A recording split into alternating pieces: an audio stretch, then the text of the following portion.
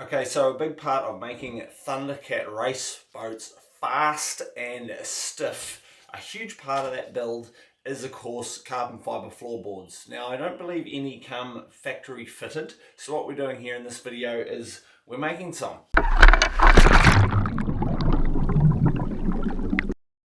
We're starting with high density foam due to this stuff is hard. It's quite hard to dent. You can squeeze quite hard. This certain weight I've chosen is basically a perfect mix between affordability and actual density. It's also closed cell, so if there is any water penetration to the foam, which there won't be, but if in case there is, the water will not migrate through this foam, which is a very important part of the core to something that resides in the water a lot of the time.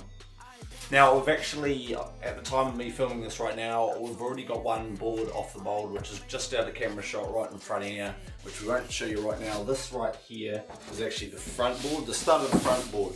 Now to fit these in the boat, they've got to be tapered down to actually fit the groove. We're starting with 20mm high density foam, so we've got to run a taper. These pencil lines around the outside is where we run the taper. Basically just attack this with a planer, sander, make it all look nice. Also perforate the foam to get better resin penetration through the blank in the time of vacuum, and as well as making sure there's no bubbles or voids or nothing under and throughout the middle of the base of this. So we're going to take you through the process now and show you the results at the end. Yeah, so this part of the board construction is we're just perforating the foam. You can buy perforated foam. I haven't bought perforated foam, so we're perforating it ourselves. That basically means we can suck excess resin from underneath the board and vacuum, and it also will join the carbon top and bottom with a thin column of resin through the floorboards, which makes them stronger.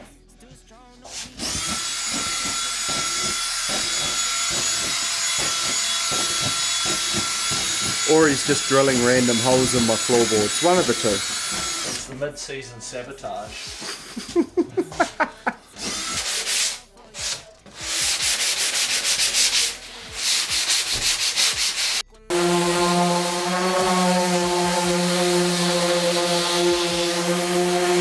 So what this part of the build is, this right here is the floorboard mold. Now I think people think of something very elaborate when they think of fiberglass molding, but when you're making a flat floorboard, your mold is literally a flat table.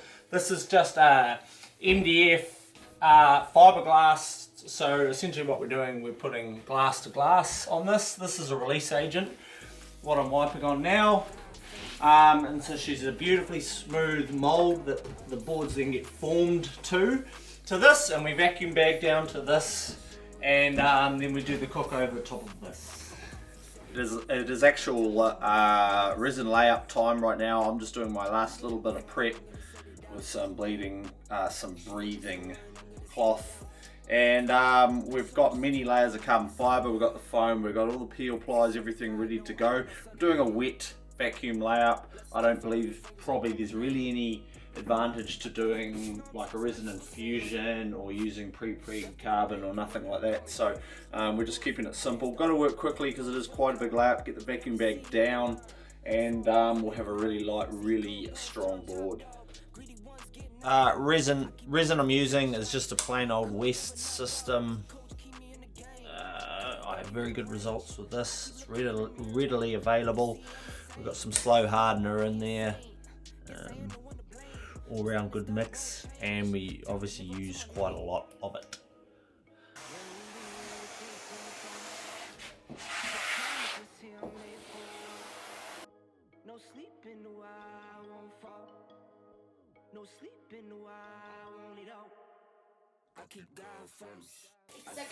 Right, so we're in the pressure cooker part of this. We're just trying to get the bag on now. We're all tidy, the mold's looking good.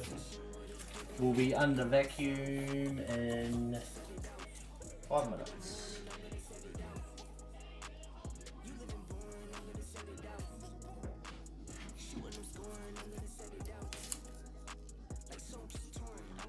So this part here of the build, we've had a very good layout with the vacuum. The noise right now that may be affecting this audio is the vacuum pump. What we do now is towards the end of this vacuum pump session. We're going to lay both the boards in here.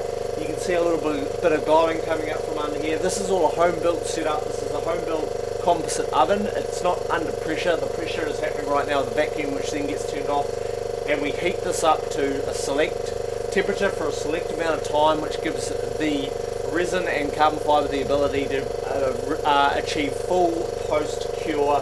This will run for all course of my afternoon right now, and I'm just kind of getting it all lined up and set up ready to go. Very basic, very easy home built setup.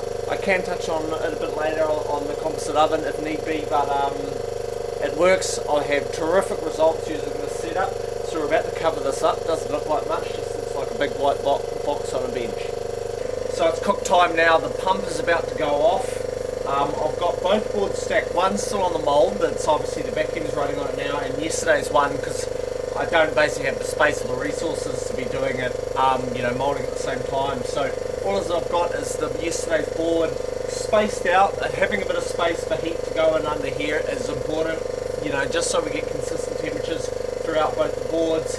And we're going to get this cook started. The foam box is going to go on top, and we're just going to slowly bring her up to temp again with a thicker laminate with the foam. We want to slowly bring this up to 10. It's going to go through 40, 50 and up to about 60 degrees for 6 to 8 hours. Okay, so as you can see here, we're sitting at 62 degrees, which is just perfect. This post-cure part, really nothing happens other than what's going on inside the box, which is just hot. So there's nothing much I can show you. I'm pretty much going to leave this off. I'm pretty much going to leave this running now till it's time.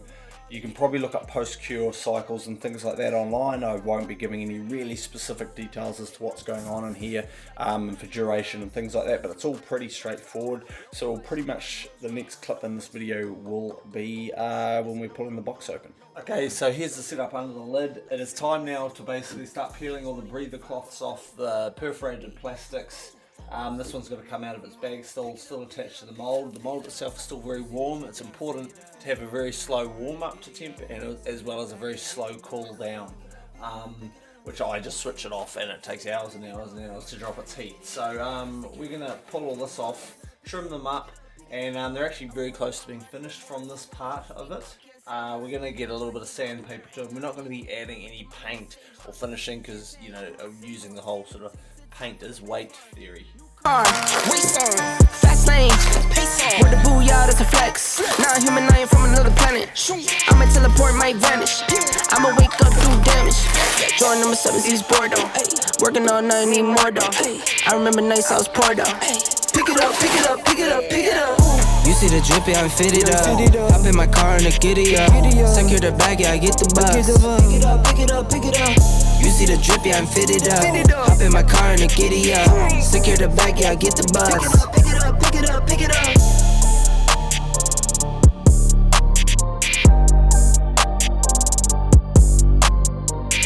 Okay, so as mentioned earlier in this video, when it came to finish, we're not going for a super glossy, super perfect, not going to be adding clear coats or varnishes or anything like that to essentially dress these boards up and add weight. They're finished with a 400 grit, wet and dry, beautiful smooth finish, not the most shiny, but like I mentioned, that's not what we're going for. Overall, an incredibly solid board. These are finished now. One thing I will be doing, well, there's actually two things left in this video. One thing, we're going to confirm weight, which I just need a set of scales to actually do that with.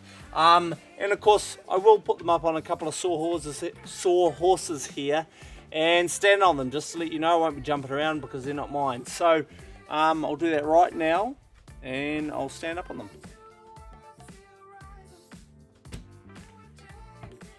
So in wrapping up this video of the floorboard build, firstly, weights. Now, the standard Infanta boards that were seen in this boat were about that 16 kilo mark. These carbon boards were 8.6 kilos in total, so we've pretty much reduced the weight of the floorboards in half and provided them with a stiffer, more stable platform for the boat.